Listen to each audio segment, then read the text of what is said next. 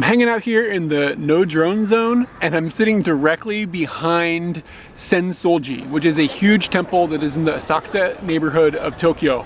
And it is super, super, super famous as one of the most massive tourist attractions in all of Japan, and it is one of the most visited religious sites in all of the world. So if you are visiting Japan, you are almost definitely going to end up here. Let me show you exactly, like this big thing behind me, that's it, that's Sensoji. It is someplace that when you come over here, it can be kind of a hassle to find food, which is strange because it is surrounded by a million places to eat. However, a majority of the places to eat are a little overpriced at best and dipping into tourist chow at worst. And what I mean by that is when you have a site like this that draws so many people to it for just one visit and then they leave and they never come back again, you aren't really necessarily putting your heart into making the food. You're not trying to build a local fan base, if you know what I'm saying. Now, that's changing a little bit with like Yelp style services. People can look up reviews and things. That's making it a little bit better, but most of the people that are judging the food are just visitors and they don't have a strong level ground of like, is this good okonomiyaki or is this bad okonomiyaki? They don't really know. It might be the first or second time they've ever even had it. So we live very close to here, and it's a, I wouldn't say it's a frustration, but it's a challenge to find food that is not inflated by price 20% or whatever because of all the tourists, or just uninspired. And this got me thinking, and I was like, I should make some videos about like cheap eats in Japan because I don't want to pay that 20% inflated price. You know what I'm saying? So I have found some places, because this is walking distance from where we live, around the area that are cheap and you can come and you can get some decent food. And I thought maybe with this type of video series, I could do certain things just in this little neighborhood, and it would be beneficial to most people visiting Japan because you will end up in this area almost with certainty if you come to Tokyo. And then I'm also going to look and see if I can think about some of the places that you can eat outside of this area, or like chains and stuff that you could like just, if you just want to throw down under $10 and get a good meal, where can you go when you're in Japan? That kind of thing. That's kind of what I'm thinking about. I haven't got it all completely worked out in my head, but the first thing that I've decided to show off is been chosen because I eat here constantly. I eat here like 2 or 3 times a week because I can come over here for 500 yen, which is like $4.50 or something right now with the exchange rate, and I can get a bento.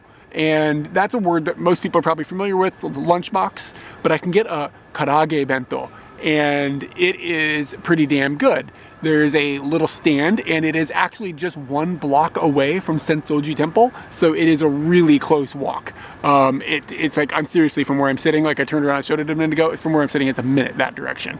And you just walk up to the little stand, and he has got a whole bunch of different types of karaage that he makes, and he makes some that it's in a little bucket, and you can walk around and eat it, and that's the purpose of it. But the bento that I choose almost every time is just the mixu bento, so it's just a variety. And it has got 3 different types of bird that have been deep fried. So karaage is just like deep fried chicken, but it's not like when you think of like Kentucky Fried Chicken or Popeyes or something. If you're American, you're thinking of those types of things.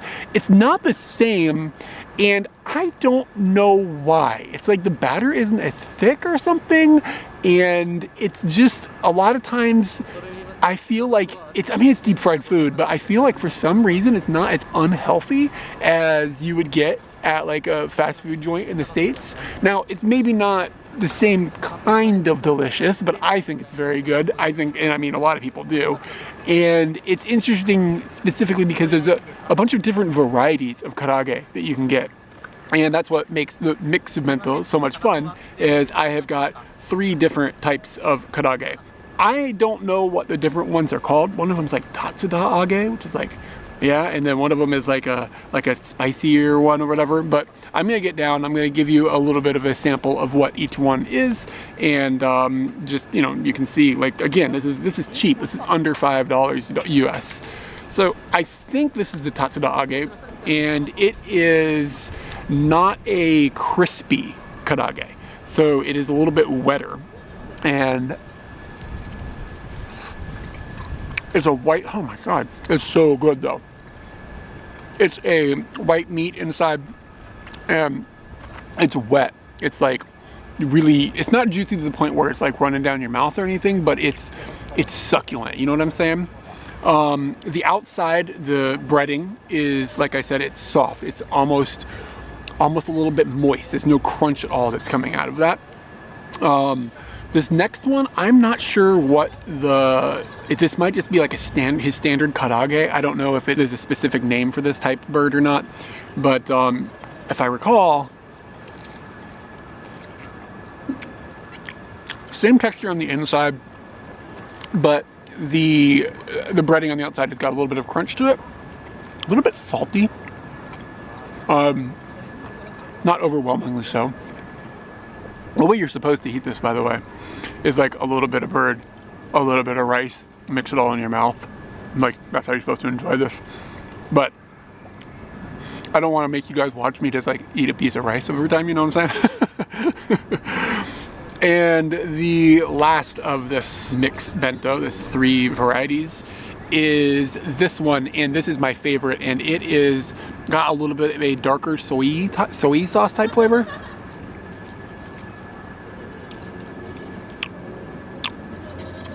And again, the inside is all very similar. This one is good though. It's almost like a little bit of a sweetness that's like in with it. If I was going to get, and you could, just one of the bentos with only one flavor, that would be the one I would get. But I really think it's good to just kind of like break it up a little bit, because this flavor, maybe if you had 6 pieces of that, it would get a little bit like, you know, you just, you know, you want to cleanse your palate with something different. Also in the bento is some little pickled vegetables. This is quite delicious, something that I quite look forward to every time I have it. And little pieces of ginger.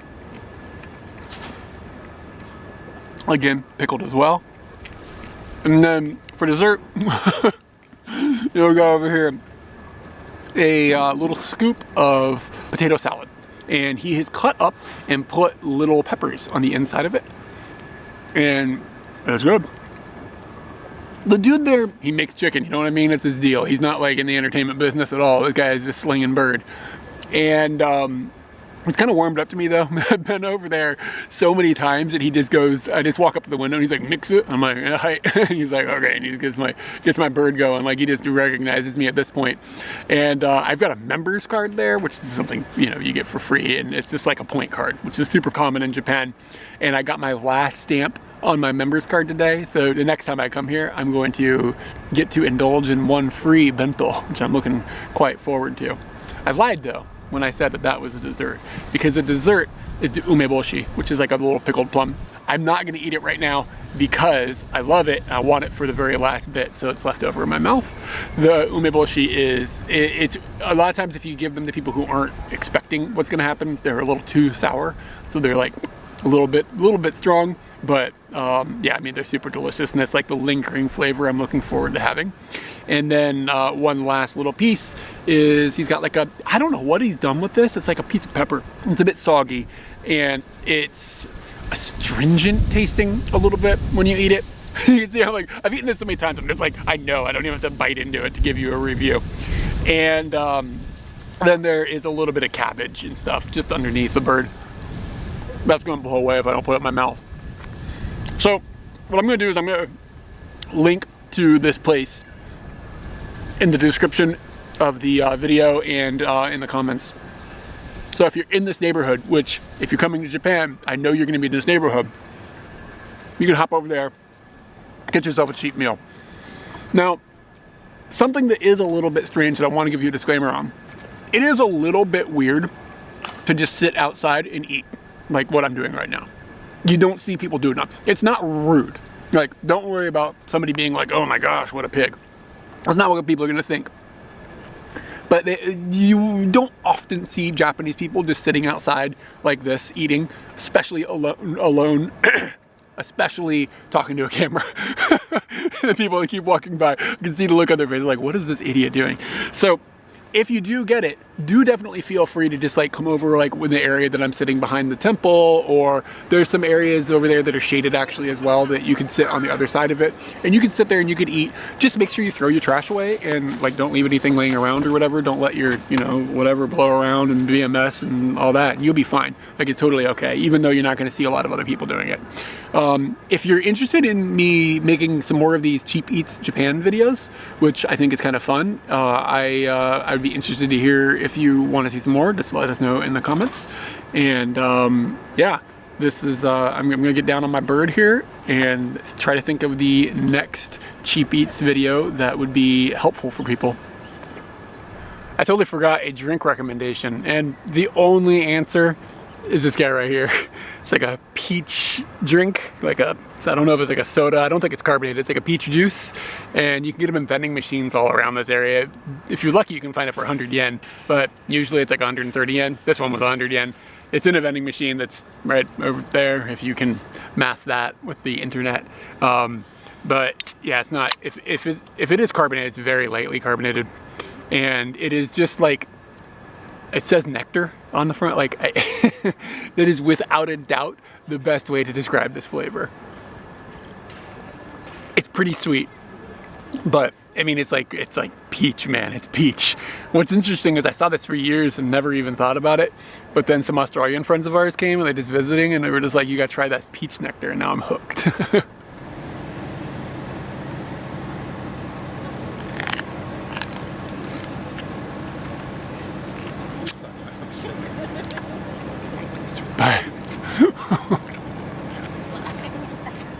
So I'm hanging out here in the no zone